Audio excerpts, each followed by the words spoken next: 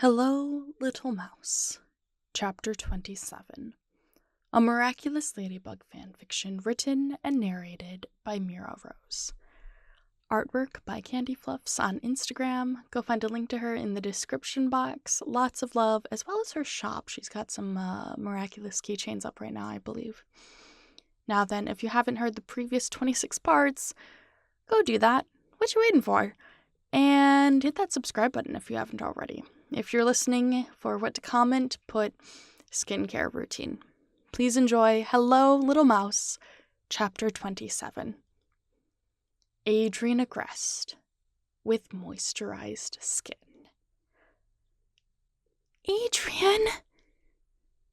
Adrien rubbed his face, wishing Plague would leave him alone for a hot minute. Cheese can wait until the alarm goes off, right? Not now, bud, he mumbled. Adrien! Until the alarm. Adrien!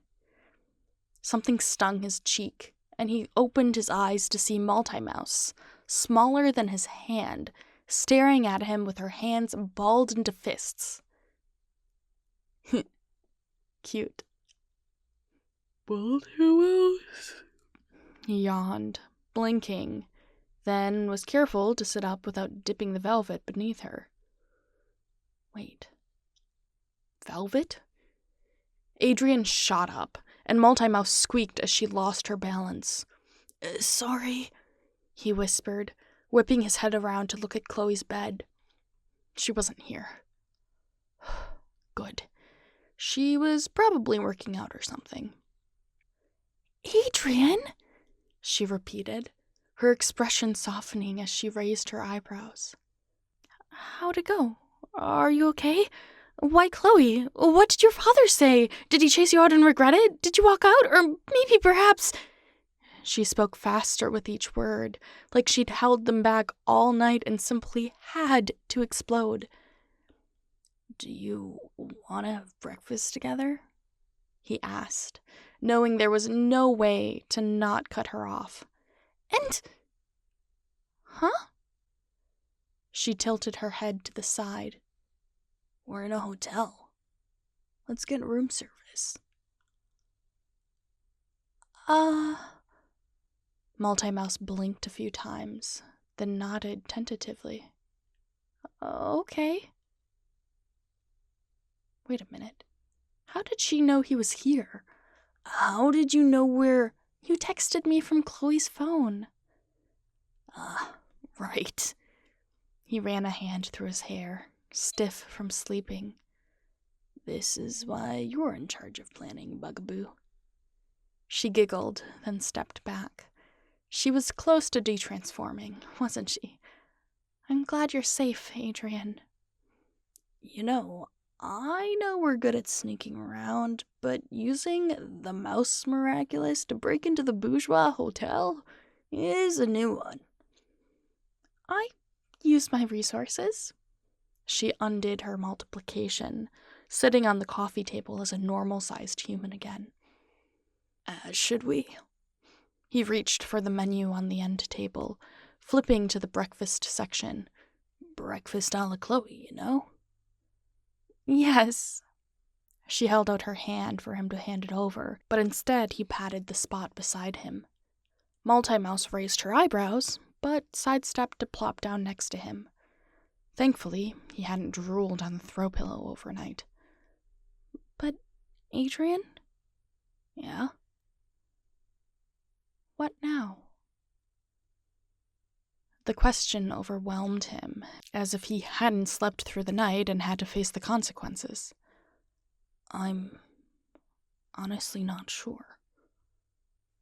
She looked down, then palmed the remote, turning on the news to see his face on the screen, a household employee giving a tearful interview. He curled his hands into fists as rage lapped at his stomach acid. His father couldn't even be bothered for an appearance on this, could he? You're more wanted than Hawkmoth. Adrien stared at the screen, not laughing at the joke. If they were Actually distraught, he began, hearing the chill of his words in his bones. Someone would be akumatized by now. He grabbed the hotel phone as she gasped. Adrien! I'm gonna have an omelet. You? Adrien! She placed her hand over his, her necklace beeping. Wait, no, that's not... MultiMouse quieted as he turned to look her in the eye, not bothering to mask his expression. His weariness, and the boy who felt rejected again and again couldn't sit and listen to excuses. Not again, and certainly not from quite possibly the only person who loved him. Even she didn't get it, did she? And how could she? Actually, he began, wishing he could ask this in a way that wouldn't hurt her. Can I be alone for a bit? She inhaled sharply, taking her hand away, and he felt the loss of her warmth. Light flashed, and he saw Marinette, startled and concerned, looking away. Notre Dame this afternoon, right? Adrien nodded, choosing to think of his father's absence on the screen as the reporter spoke in front of the Agreste mansion. It was easier to feel wronged by his family than face the guilt of pushing Marinette away, even if it might be better for him long term. Yeah. He didn't look at her. Okay. The cushion moved as she stood up, taking a moment to press a kiss to his head. I'll see you then. He didn't say anything as she left, which made him feel all the worse. He was bad at this stuff. But how could he be good to her when he wasn't even good to himself? Oh, what a mess. And to think, 3 days ago he was happier than he'd ever been. Wasn't he? But this felt more real. He knew who his partner was, and it no longer felt like he was deceiving anyone. Was it worth it? Trading happiness for satisfaction? But then again, could you truly be happy without being satisfied? Was it all a charade until now? Had he made a mistake again? What's with you? He looked up, not realizing the door clicked open moments before. Chloe, he said. She was in a sports top and leggings, her hair twisted into a braid. Oh. She looked from the screen to him. Daddy issues? Well, it's not like Marinette can relate. She sighed, plopping down next to him. I saw her leave, you know. Well, that's... At least she's not part of the rejected by parents club like we are. Adrien nodded, tapping the side of his head against hers as she leaned into her shoulder. I think I heard her when I asked to be alone.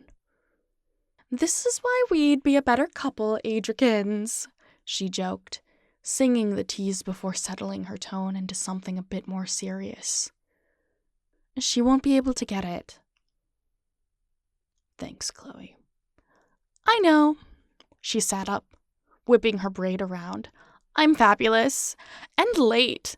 Anything you need from Milan? I'm going there with the pool boy this afternoon. He laughed. The one that went viral on TikTok. You know me too well. But what are weekends for if not an adventure? Wanna come? And get stopped at the airport? He shook his head. Thanks, though. Well, it's not like I want to be roommates with a sweaty teenage renegade. It's all yours for the weekend. He looked up at her, smiling. Thank you, Chloe. He meant it from the bottom of his heart. And he wasn't just talking about the room. I'm not going to be your therapist, though. She twisted her face like she tried a too ripe banana. Cry about it to someone else, okay? Yeah. Talking was the last thing he wanted to do right now. Go have fun. If I get murdered, you know who did it. She went to her closet, picking out a dress. You're not gonna pack? I'll just buy clothes there. So sustainable. Please. Global warming is for poor people. Besides, you know the brands I buy already have switched to more eco-friendly methods. Yeah, because social media threw a fit. I love looking like I care on social media. Once again, he laughed at his morally gray childhood friend. She wasn't perfect, nor was she even arguably a good person, but he could count on her when he was Adrien. He'd always been able to count on her, so long as at least one of them wasn't wearing a mask. Thanks again. You owe me selfies and a big reveal that you were with me when all of this blows over. I'll even throw in a TikTok.